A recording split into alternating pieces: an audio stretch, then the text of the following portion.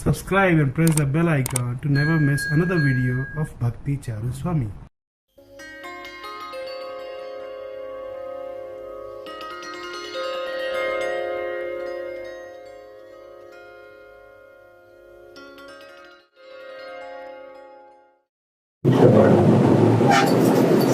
चर्चा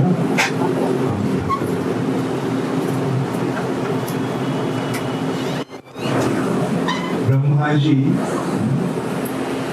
अच्छा, जब ब्रह्मा जी को दिव्य ज्ञान हुआ उसका मतलब क्या हुआ? ब्रह्मा जी वहां चले गए। दिव्य ज्ञान का प्रकाश ऐसे होता है कि जानकारी के रूप में नहीं होता, हम वहां चले जाते। ब्रह्मा जी वहां चले गए, वृंदावन चले गए। वृंदावन वहां तो उस वृंदावन का वर्णन ब्रह्मा जी कर रहे हैं। क्या देख रहे हैं ब्रह्मा जी? उसका वर्णन ब्रह्मा जी। चिंतामणि प्रकट सत्मसु कल्पवृक्ष लक्षावृतेषु सुरभीर अभिपालयन्तम्। कैसे ब्रह्मा जी देख रहे हैं? वो जगह जो है वो मिट्टी पत्थर से नहीं बना, वो जगह चिंतामणि से बना है।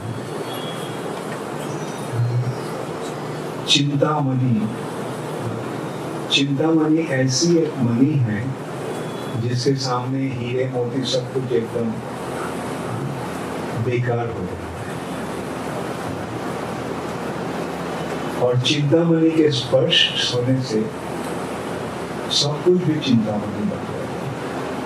इस भौतिक जगत में चिंतामणि का एक टुकड़ा है जिसको परसमणि कहा जाता है। पारसमणि, उसके मतलब उस मणि के स्पर्श होने से सब कुछ सोना बन जाता है। लेकिन वहां का जो है उससे सोना बन गया, सोना नहीं, सब वहां चिंतामणि बन जाता है। वैसे वैष्णव धर्म के प्रभाव भी वैसे चिंतामणि के रूप जैसे। वैष्णव के संस्पर्श में, वैष्णव के स्पर्श मिलने से, वैष्णव के संग मिलने से क्या होता है? हम भी वैष्णव बन जाते हैं, है ना? और वैष्णव बनना ही जीवन का सबसे बेहतर स्थिति।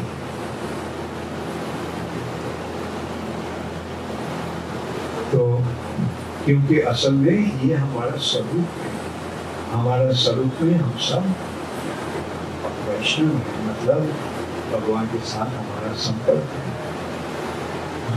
हम भगवान के अंश के रूप में अपने आप को पहचान देते हैं और भगवान के अंश के रूप में हम भगवान की सेवा करते हैं। तो ब्रह्मा जी क्या वर्णन कर रहे हैं? चिंतामणि प्रकट सत्मसु, वो जगह जो है वो चिंतामणि से प्रकट सत्मसु, वहाँ के मकान वगैरह जो कुछ है सब चिंतामणि से, मिट्टी पानी पत्थर से नहीं, चिंतामणि से। और वो जगह जो है वन है। वन में क्या रहता है? बहुत सारे पेड़ रहता है, वृक्ष, कल्प वृक्ष। वो वन जो है सब कल्प वृक्ष से बना है, लक्षावृक्ष। और वहां से बहुत सारे गाय है, और वो सारे गाय है सुरभि गाय, सुरभि अभिपालय। और वहां बहुत सारे रमणी है, युवतियां है, और सब लक्ष्मी है, लक्ष्मी तो इस रूप से ब्रह्मा जी वृंदावन को दर्शन कर रहे हैं। और इस रूप से ब्रह्मा जी के माध्यम हमें वृंदावन के बारे में जानकारी हो रहा है ना। वो लोग वृंदावन जो है, वो वृंदावन यहाँ से थोड़ा सा उसका कुछ अंतर है। यहाँ का वृंदावन में जो लोई बाजार है, ऐसी है, वो है, सब है। ये जो है, ये वो वृंदावन के बाहर के आवरण, लेकिन असल वृंदावन जो है, जहाँ भगवान नित्य विराज है,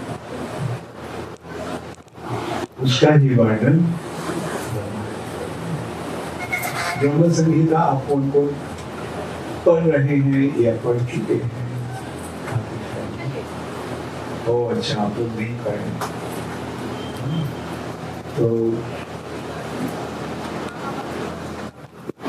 तो मैं जो सेमिनार दे रहा हूँ इस समय, शायद ठीक है मैं बता रहा हूँ, लेकिन बाद में ब्रह्म संहिता पढ़ेंगे। ये सेमिनार का उद्देश्य है ये ब्रह्म संगीत के बारे में आपका इंटरेस्ट पैदा करना, ताकि और ब्रह्म संगीता अगर आप समझ लिए हैं तो सारे वेदों का सार निचोड़ आप समझ जाएंगे।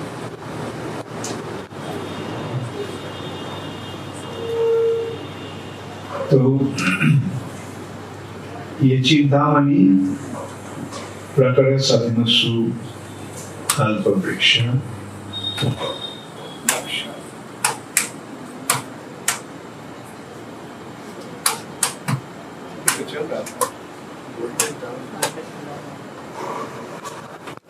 हरे कृष्णा। आप एक पीछे तक सुन सकते हैं, मैं you can all of you can hear. हरे कृष्णा।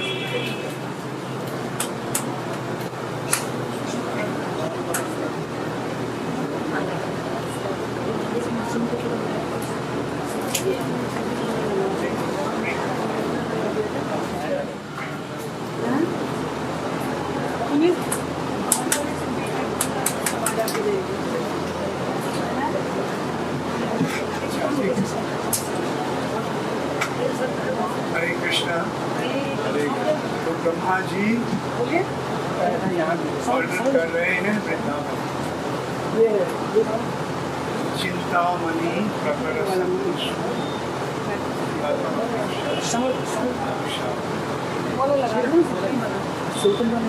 इसका मतलब क्या है, आप सब समझ गए हैं। वो जो जगह, जिस जगह की वर्णन ब्रह्मा जी कर रहे हैं, वो कौन सी जगह है? वृंदावन। वृंदावन का स्वरूप कैसी है? वृंदावन क्या यहाँ जैसे मिट्टी पानी से बना है वैसा? वृंदावन का घट ये कैसे हुआ है? चिंतामणि से वृंदावन। और वन है वृंदावन, वन में बहुत सारे वृक्ष होता है, पेड़ होता है। और पेड़ को कौन सी पेड़ है? कल्प वृक्ष। कल्प वृक्ष का मतलब क्या होता है? कल्प वृक्ष का मतलब है आप जो भी चाहते हैं वही मिलता है। कल्प वृक्ष के सामने खड़े होकर जो भी चाहेंगे हम।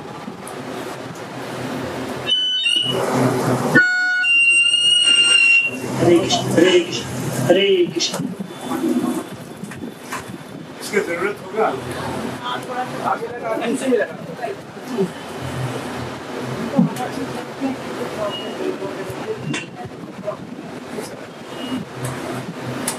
Don't you have a generator? We have a generator. There's some fault with that. Why did you get a faulty generator? Whenever you make arrangements, get the first class arrangement. Don't make compromises. Get the best. Hare Krishna. कहाँ तक सुने हैं आप लोग? कल्पवृक्ष। अच्छा, कल्प वृक्ष कैसा है? जो कुछ हम चाहते हैं कल्प वृक्ष मिल जाता है। और सुरभि गाय, वृंदावन में क्या है? गाय है। वो सारे गाय क्या है? कौन सी गाय है? हमारे ऐसे जो गाय होता है, जर्सी, हॉल्स्टेन, हीर, हाँ? नहीं, ये आप सुरभि, सुरभि। हरे कृष्ण।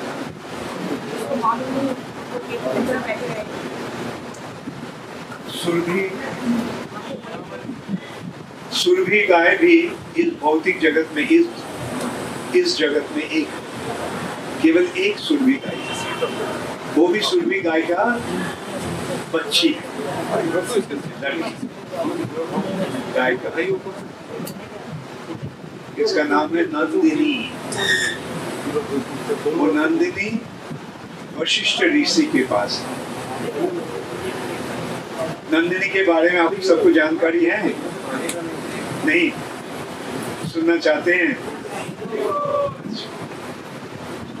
उस समय एक राजा था जिसका नाम था विश्वामित्र। तो राजा विश्वामित्र मृगाया करते हुए जंगल के और चले गए बीच में, और वहाँ थके हुए वशिष्ठ मुनि के आश्रम में पहुंचे। तो वशिष्ठ मुनि ने राजा को संबर्धना किया और बताया आप सब नहा के आइए। राजा के साथ स्वाभाविक रूप में ही बहुत सारे सैनिकों थे, बहुत सारे आदमी थे। बोला आप जाइए, हम आपके लिए कुछ बंदोबस्त कर रहा हूँ, आप जाइए नहा के आइए। तो जब नहा के आया तब राजा ने देखा कि ये भी और भी ऐसे don't use that because not just doesn't matter. So जैसा एक आयोजन हुआ, विश्वामित्र एकदम चौंक गए। राजा होते हुए भी ऐसा कुछ आयोजन कभी नहीं हुआ। सोने के थाली में खाना दिया गया, सोने की कटोरी, बहुत सारे 50-60 कटोरी में, और ग्लास में ऐसे पीने का दिया गया जैसा स्वाद कभी नहीं मिला। और खाना का जो स्वाद जब खाने लगा तो राजा को मन लगा कि ऐसा खाना तो मैं भी कभी नहीं। तो वशिष्ठ को पूछा, मैं तो सोचा था कि आप थोड़ा फल वगैरह कुछ देंगे हमको हमारे लिए, जब आप बोले थे कि आप आइए मैं खाने का बंदोबस्त कर रहा हूँ। लेकिन ऐसी आयोजन अब इस जंगल के और बीच इतने कम समय के बीच कैसे किया? तो वशिष्ठ ने बताया कि मेरा एक गाय है जो है सुरभि गाय, नंदी। उसके पास हम जो कुछ मांगता हूँ मिल जाता। तो ये आयोजन सब ये सुरभि ने किया, मैं कुछ नहीं। मैं सिर्फ सुरभि को बताया कि देखो राजा मेहमान के रूप में आए हैं, तो ये सारे बंदोबस्त हो गए। तो विश्वामित्र बोला, ऐसी गाय आपके पास है तो आपको तो ऐसी गाय की जरूरत नहीं है, वो गाय आप हमको दे दीजिए, क्योंकि इसके सही इस्तेमाल मैं कर सकूं। वशिष्ठ ने बोला, देखिए ये तो मेरा बच्ची जैसे, कन्ना जैसे, इसको तो मैं दे नहीं सकता। राजा बोला, मैंने आपको लाखों गाय दे दी, आप इसको दे दीजिए। वशिष्ठ बोला, मैं दे नहीं सकता। तो राजा बोले देखो कैसे साधु है, ये इतना इसका आसक्ति है, सो अटैच्ड, जिसके कारण कुछ जरूरत इनके पास नहीं है वो हमको देना नहीं चाहता। चलो जबरदस्त उस गाय को ले जाओ। तो सैनिकों को जब ऐसा निर्देश मिला तो सब सैनिकों ने सुरभि को बांधकर खींचने लगा। नंदिनी रोने लगी, रोकर वशिष्ठ को बताने लगा, मैं आपका बेटी जैसी हूँ, आपके सामने मेरा ऐसा अत्याचार हो रहा है और आप हमको नहीं संभालेंगे। वशिष्ठ ने जवाब दिया, देखो मैं तो साधु हूं, मैं तो कोई हिंसात्मक कार्य नहीं कर सकता, लेकिन तुम अगर अपने आप को रक्षा करना चाहती हो तो कर सकती हो। बस ये निर्देश ही मिलना था, चाहिए था। और उस समय नंदिनी ने ऐसा एक सैनिक को तैयार किया, उस समय ऐसा एक आर्मी बनाया कि विश्वामित्रों को आर्मी को भगा दिया, वहां से हटा दिया। तो देखा सुरभि का कैसी प्रताप है, कैसे सामर्थ्य है। तो ऐसे वृंदावन में जितने सारे गाय हैं, सारे गाय सुरभि गाय है, सुरभीर अभिपाल है। और वृंदावन में बहुत सारे गोपियां हैं, और वो गोपियां कौन है? लक्ष्मी देवी, लक्ष्मी सहस्र शत संभ्रम से। तत्पश्चात ब्रह्मा जी कृष्ण को दर्शन कर रहे हैं, पहली बार कृष्ण का दर्शन कर रहे हैं। कैसे? वेणुम कनंतम अरविंद ददाय भाष, बांसुरी बजा रहे हैं। उनके आंखें कमल जैसे प्रशस्त, सुंदर। अरविंद ददाय भाष बरहावताम समसिताम, उनके सिर पर एक मयूर के पंछी, समसिताम, उनका अंग कांति मेघ की तरह, बादल की तरह सुंदर, बढ़ावता समस्त कंदर्प कोटि कमनीय विशेष। वो इतनी सुंदर है कि करोड़ों करोड़ों कंदर्प उनके रूप से मोहित हो जाता है। एक कंदर्प इस भौतिक जगत में समस्त जीव को मोहित कर चुके हैं, और वैसे करोड़ों सब कंदर्प भगवान को रूप से, कंदर्प भगवान इतने सुंदर है कि करोड़ों कंदर्प कमनीय विशेष।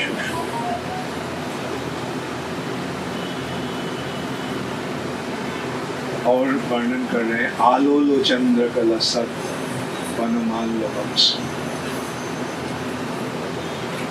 वनफूल के माला पहने हुए हैं। उनके गले में जो कंठहार है वो हिल रहा है।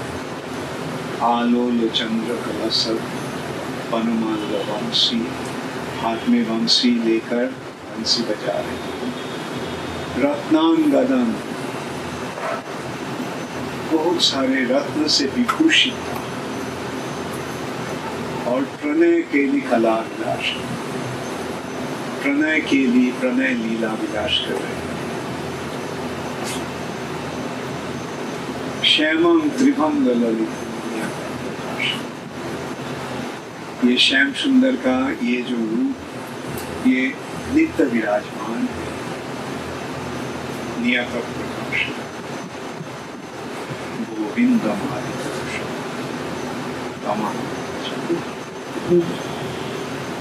अंगानि जस्य, वह ब्रह्मा जी कैसा देख रहे हैं, उनके अंग के हर अंग और सारे अंग के या इंद्रिया की क्रिया कर सकते हैं। हम आंखों से देखते हैं, कान से सुनते हैं, हाथ से स्पर्श करते हैं, लेकिन भगवान का हर इंद्रिया, हर अंग के कार्य कर सकते हैं। जैसे कि भगवान हाथ से देख सकते हैं, आंखों से खा सकते हैं, ऐसे अंगानि जस्य सकल इंद्रिय वृत्ति मनती, सारे इंद्रिया का वृत्ति उनके हर अंग प्रत्यंग में विराजमान।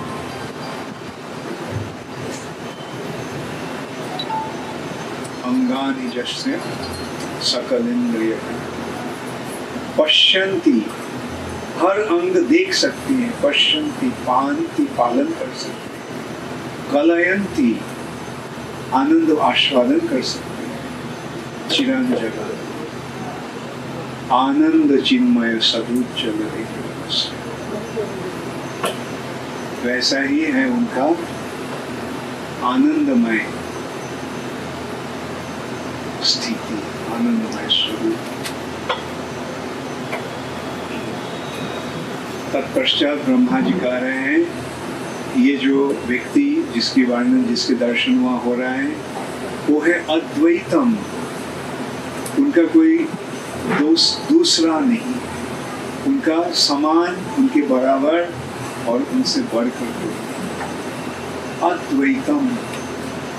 और वो व्यक्ति अच्युतम, वो कभी हिल नहीं सकते। अद्वैतम अच्युतम अनादिम अनंत रूपम आद्यं पुराण पुरुषम, वो है आदि पुरुष, जब कोई नहीं थे तब वो थे, और जब कोई भी नहीं रहेगा तब वो रहेंगे।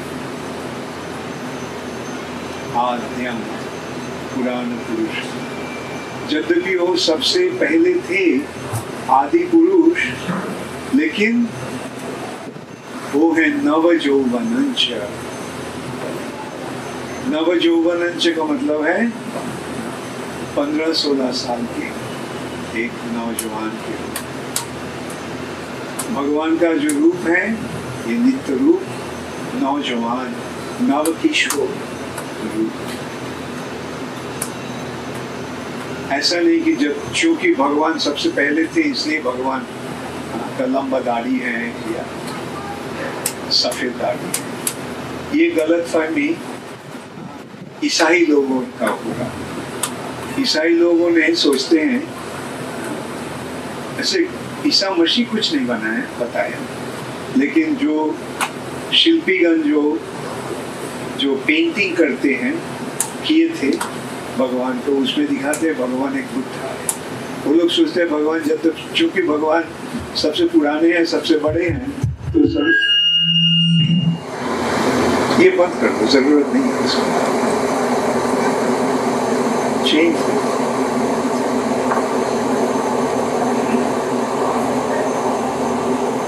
ये जो भगवान का ये जो रूप है, वो लोग सोचते हैं कि भगवान, चूंकि भगवान सबसे पुराने हैं, सबसे बड़े ये हैं, तो उनका लंबा साथ सफेद दाढ़ी होना चाहिए, बाल भी लंबा होना चाहिए, तो देखने में एक बुद्धा जैसे दिखा।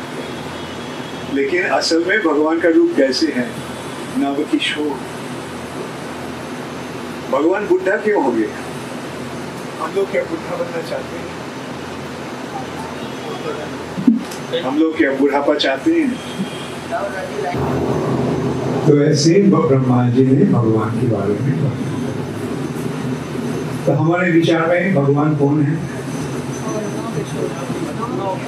श्री कृष्ण ही, कृष्णस्तु भगवान से।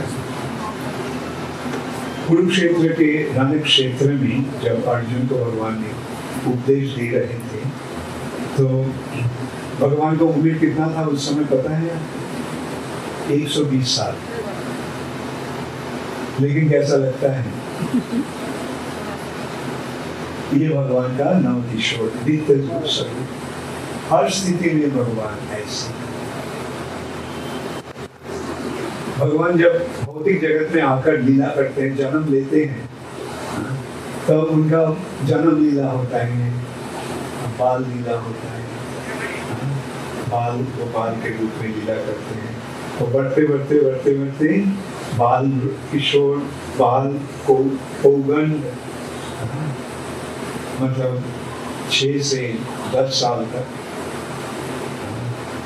और उसके बाद कोई शोर 11 से 15 साल तक।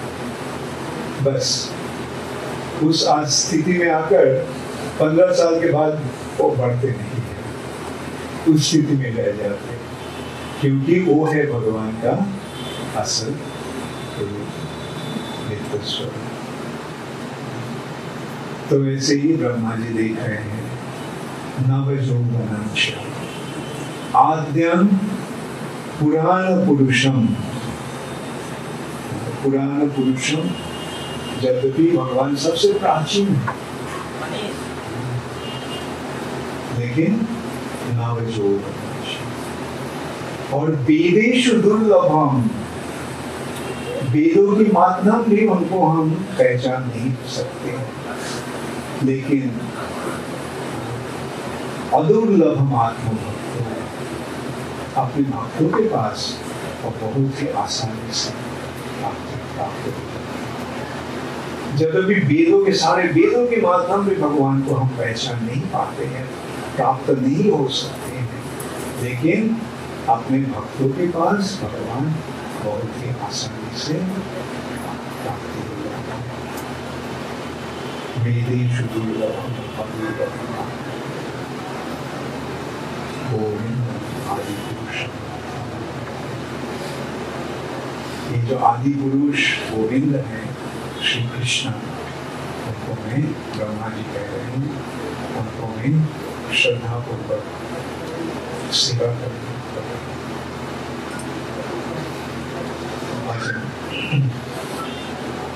आदि पुरुषम तमहं भजामि। उनके बारे में ब्रह्मा जी और बता रहे हैं, पंथस्तु कोटि शतवत्सर संपत्ति वायोरथापि मनुष्यो मुनिपुंगवानाम। सारे मुनिगण, श्रेष्ठ मुनिगण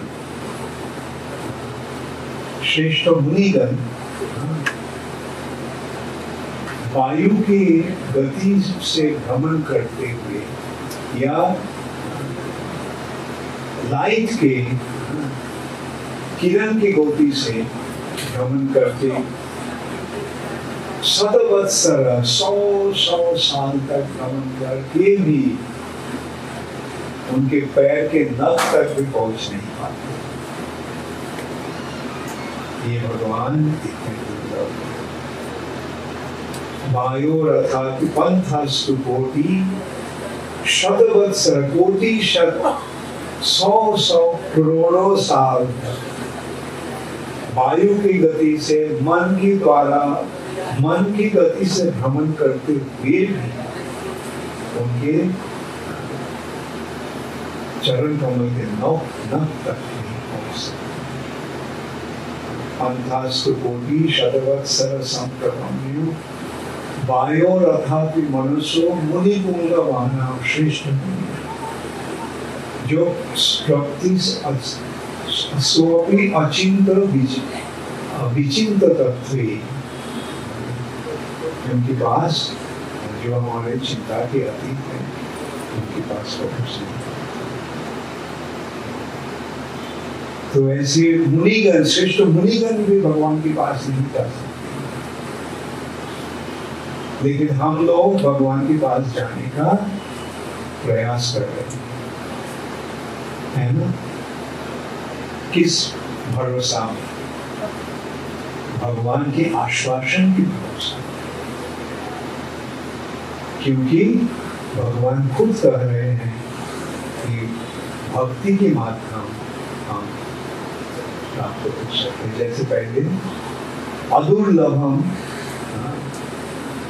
आत्मभक्तो, दुर्लभ का मतलब है आनंद जिसको प्राप्त होना मुश्किल, और अदुर्लभ का मतलब है जो जिसको प्राप्ति आसान है। दुर्लभ नहीं, दुर्लभ की जो विपरीत भाव में आसान, सरल भाव हो के आसानी से भगवान को प्राप्त हो भक्ति के द्वारा।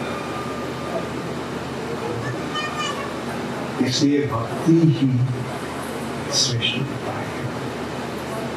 पंथास्तु कोटि शतवत्सर संकल्पम वायोरथापि मनुष्यो मुनि पुंगवाना सुपस्ति जत प्रपद सिंह विचिंतते उस गोविंदम आदि पुरुष गोविंद को मैं भजना। एक पशु रचयितुम जगदंत कोटि, यद्यपि वो केवल एक है भगवान, केवल भगवान कितने हैं? अनेक या एक? एक, ये इसका विचार भी ब्रह्म संहिता में सुंदर रूप से।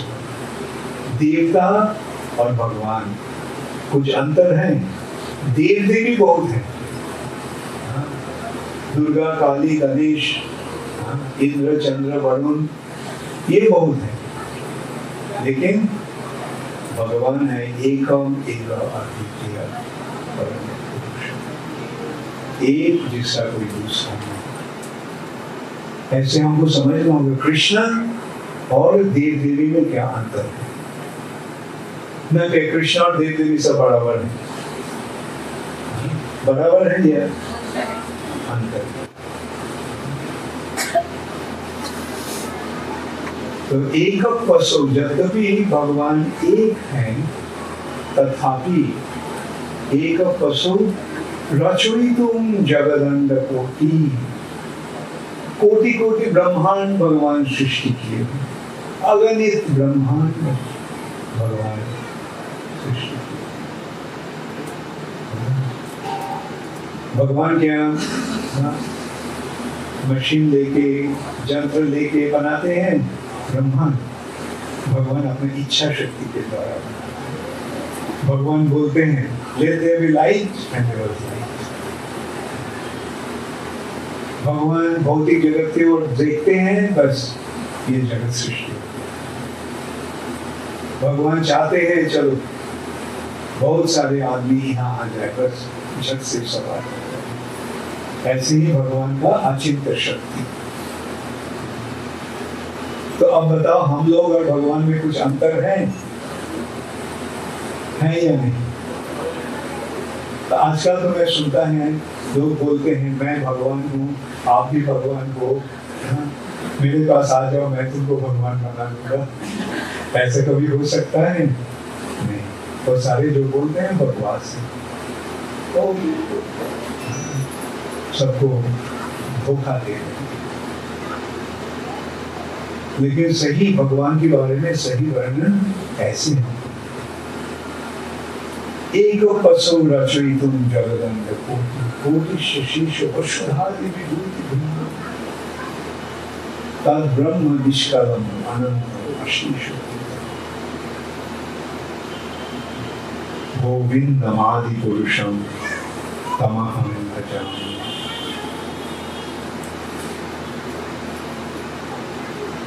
जद भाव भावित ध्येय, ब्रह्मा जी का वर्णन कर रहे हैं। जद भाव भावित ध्येय मनुज तथैव। मनुज, मनुज का मतलब क्या है? मनु के पुत्र, मतलब हम सब मनुष्य।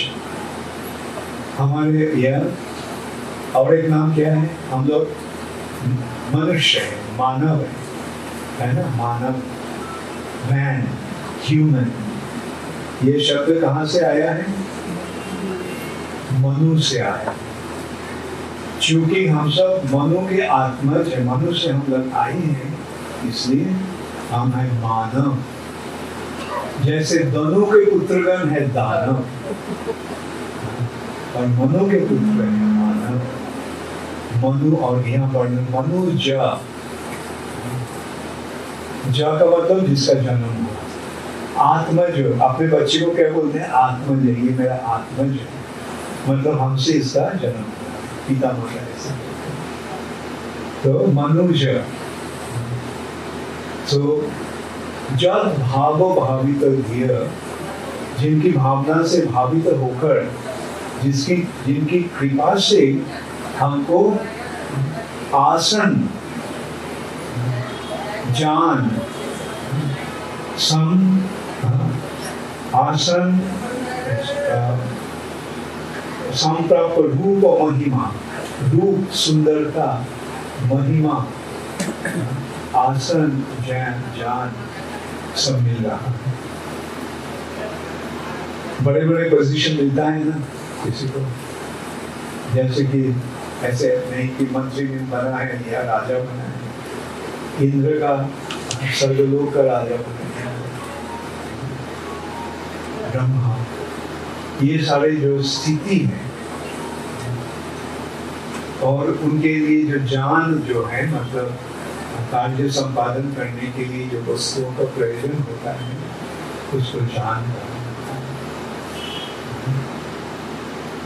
तो हमें ये कैसे हमको प्राप्त, हम लोग प्राप्त हो रहे हैं।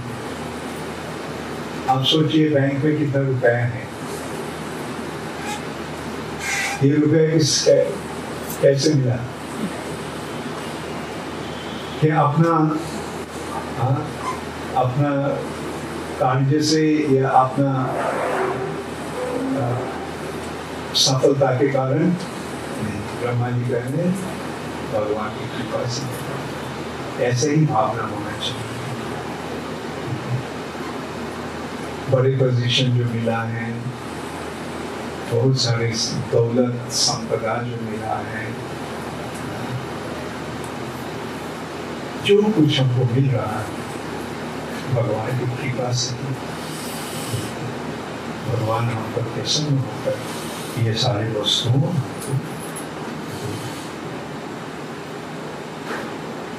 तो आज के सुबह के लिए यहाँ तक ही हम रखते हैं। अच्छा, और बाकी रह गया ये केवल हम 10 श्लोक किए, ठीक है, कल सुबह परसों हो जाएगा, कल सुबह और 12 और परसों भी 12-14 करेंगे। तो कल आने का इच्छा है?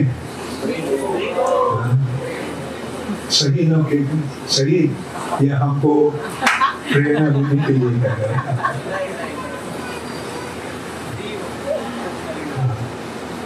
क्योंकि देखिए इसके बारे में इस बात बहुत सुंदर वर्णन है।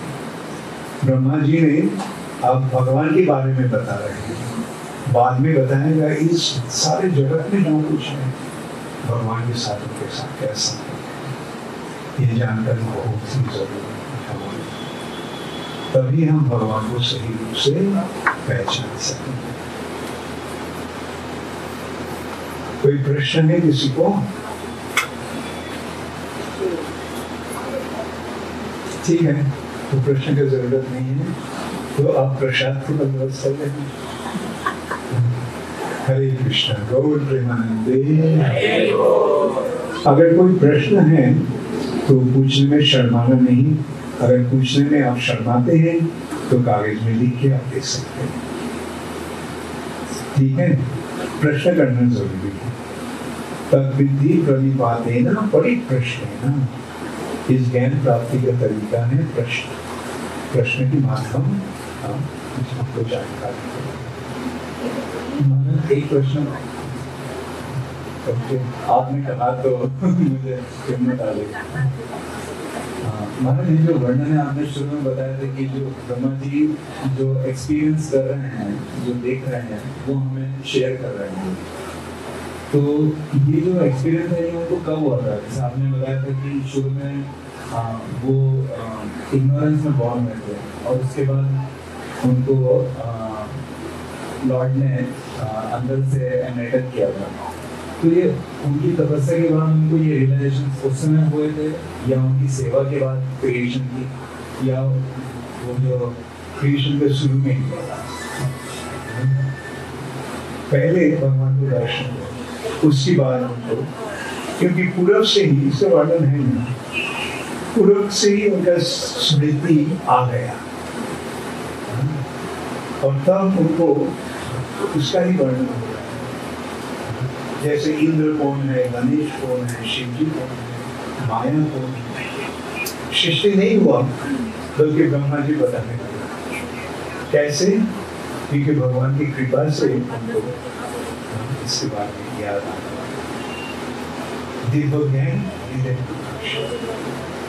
तुम्हारा जो ब्रह्मा भगवान लीला हुई थी वो किस, तुमको बताया लीला। लीला का मतलब क्या है? लीला का मतलब है ड्रामा। ड्रामा में एक्टर्स अभिनय करते हैं। तो ये क्या अभिनय जो करता है लगता है कि बन गया है। कोई व्यक्ति रावण का अभिनय कर रहा है, लगता है कि रावण बन गया है, पर लगता है कि जाके 2-4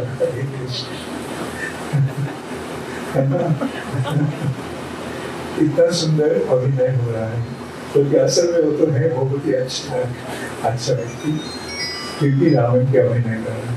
तो लीला का मतलब एक अभिनय हो रहा है, बल्कि ये अभिनय जो है इसके पीछे रहता है जोग माया। A good actor must forget himself.